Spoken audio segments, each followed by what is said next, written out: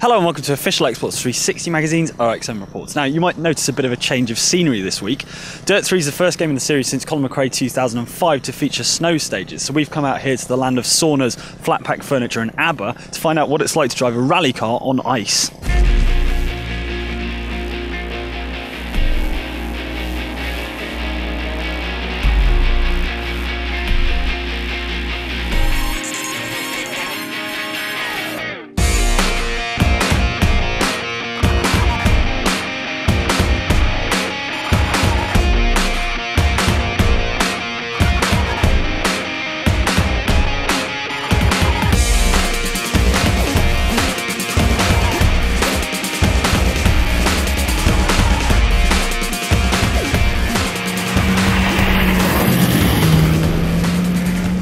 Also, I'm here with Martin Snell, who's the instructor here at Extreme Rally. So we've just gone out and had a bit of a play in the Impreza and the Evo. What do you make of my progress so far?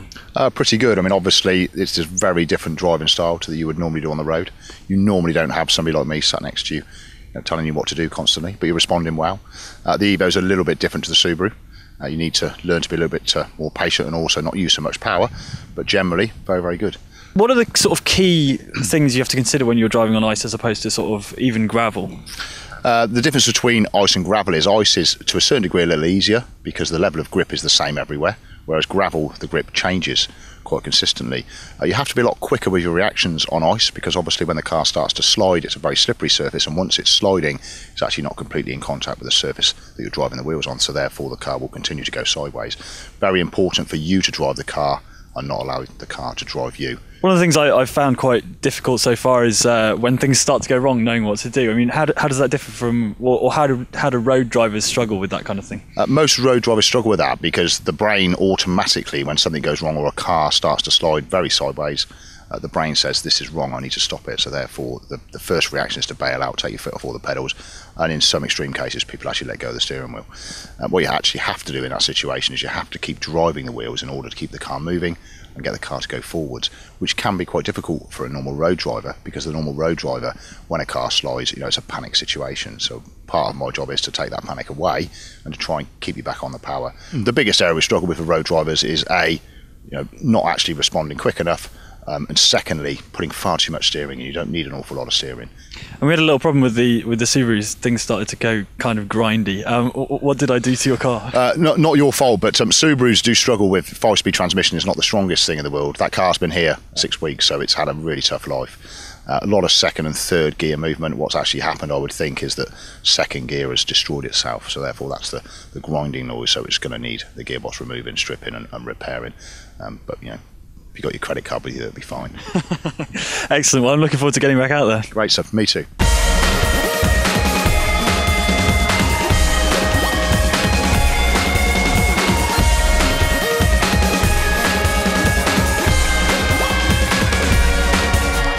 So I'm here with Paul Coleman, who's a senior game designer on Dirt 3. Now, I mean, we've got snow stages back in the game. Was that something the fans were asking for? Definitely. A lot of our drive has been listening to what the fans wanted in Dirt 3. Snow was one of the things that we've been desperate to get into the game all the way through the series, so we finally got the tech in there and we've managed to implement it, so we're really happy with having it in the game again.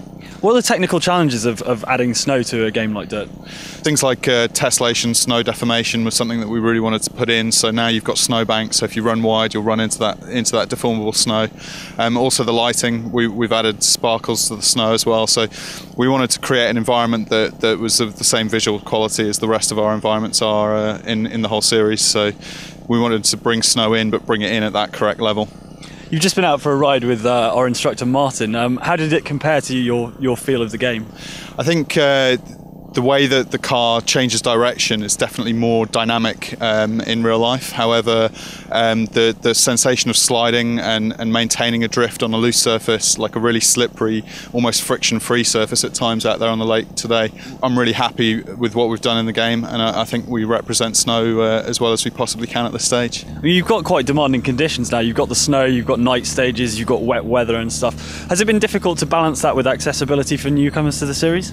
Yeah, well, we've got a system where we look at how much slower players actually are within the studio, and we adapt the AI times based on those weather conditions. So if it's a night stage, the AI are going to be struggling as well. You know, we're not just saying that the AI are going to be infallible in those conditions. We've also added a load of driver assist in there as well. So while Dirt 3 is a visceral rally experience for those fans that really want to go hardcore with their rallying, we've also introduced these driver assists that will let novices get to grips with the series nice and early and just guide them in. And over time, we hope they'll be able to turn those assists off and start to feel the game as we really want it to be played. Okay, cool. So I'm here with Martin Snell from Extreme Rally again. End of day 2. What's the teacher's report? Our teacher's report is very good, Mike. We started off going reasonably slowly yesterday, but you took the advice and we learnt quite slowly. This morning we came back and a different driver completely, and by the end of the day you were driving around reasonably unaided.